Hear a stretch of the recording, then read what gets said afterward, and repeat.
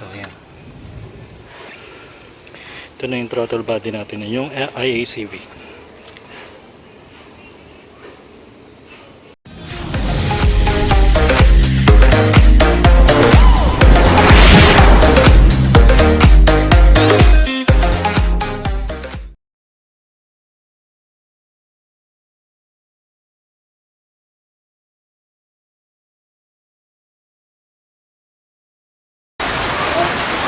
So yun, tatanggalin naman natin tong air filter under itong I-80 saka itong battery para makuha yung throttle body. Ayan, saka yung IACV natin. So medyo maulan, so dito tayo ngayon sa loob ng garahe. So medyo morning pa kasi kakagising lang, so kailangan natin maayos to para in case na may lakad, magagamit pa natin. So gagamit tayo nito ng mga tools na to. Ayan, ratchet. Tapos gagamit din tayo ng mga long nose and screwdriver or Phillips screw para tanggalin yung mga pyesa. So ito, lilink ko lang yung description kung saan nabili and kung magkano. So ayan. By the way, itong battery pala nabili ko sa Ready Go battery. So around 6,000 siya. So lilink ko na lang yung description at kung saan nabili.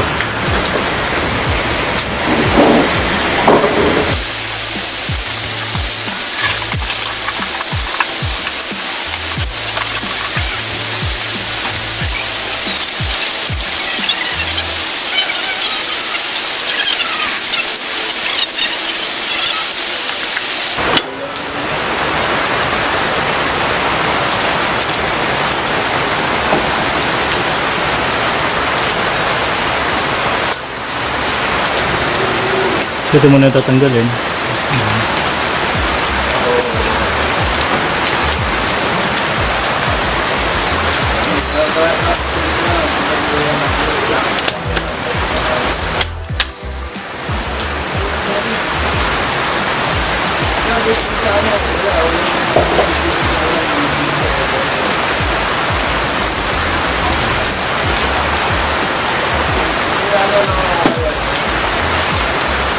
Tapos tatanggalin yung screw doon.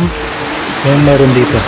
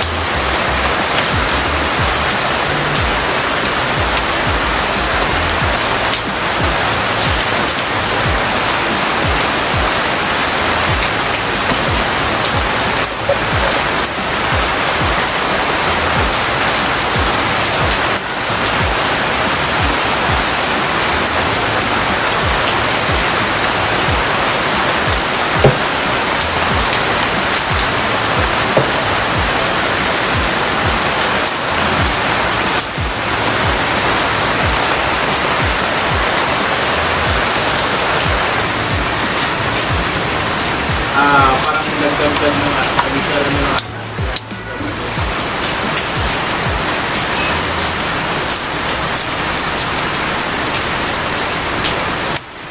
Ay, hindi ko na alam kung kausapin ko. Pero balita ako kay boss na. Sige, thank you.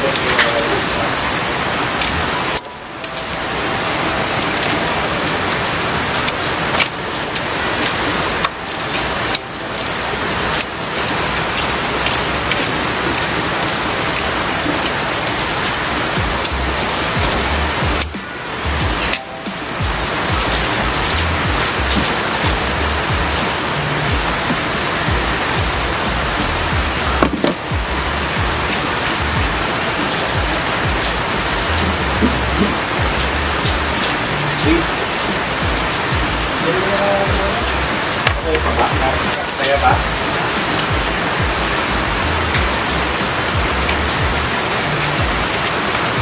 standby o.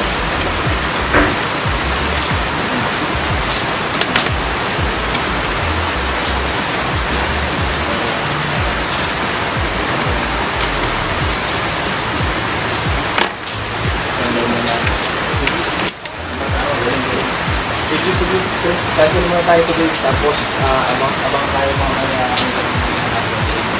ano sa tabi para mag-confirm at sabihin mo sa dito tapos ang dito yung sige mag-confirm sa ano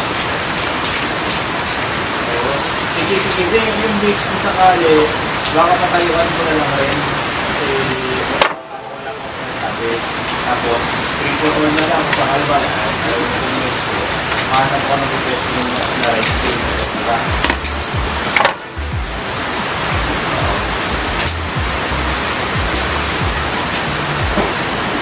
And then, ito.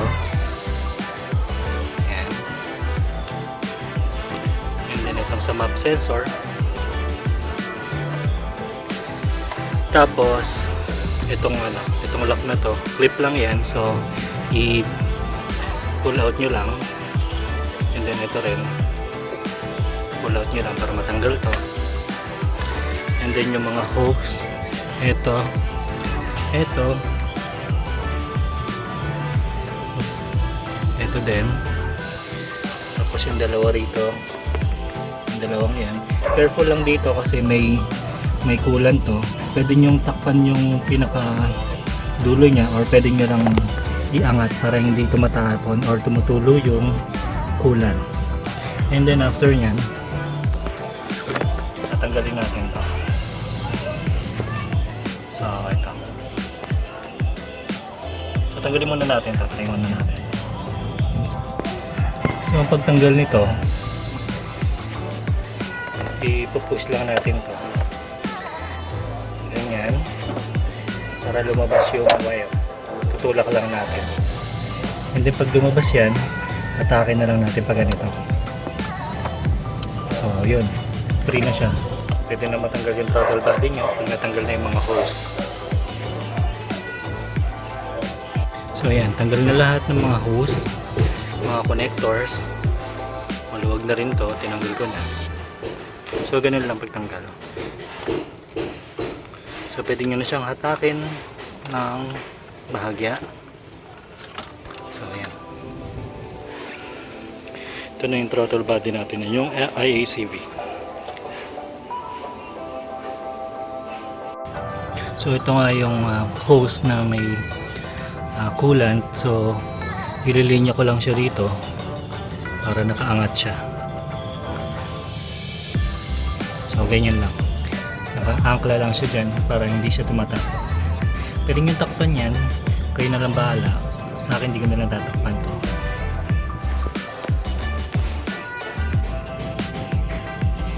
Ayan, may mga tumulo na ibang coolant, pero okay lang yan.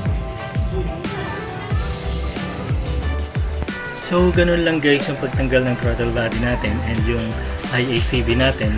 And kung gusto nyo pwede nyo na rin linisan kung may panglinis kayo na carburetor cleaner.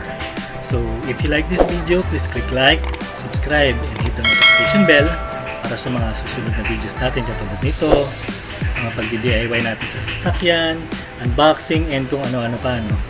So ayun, salamat sa panonood. God bless!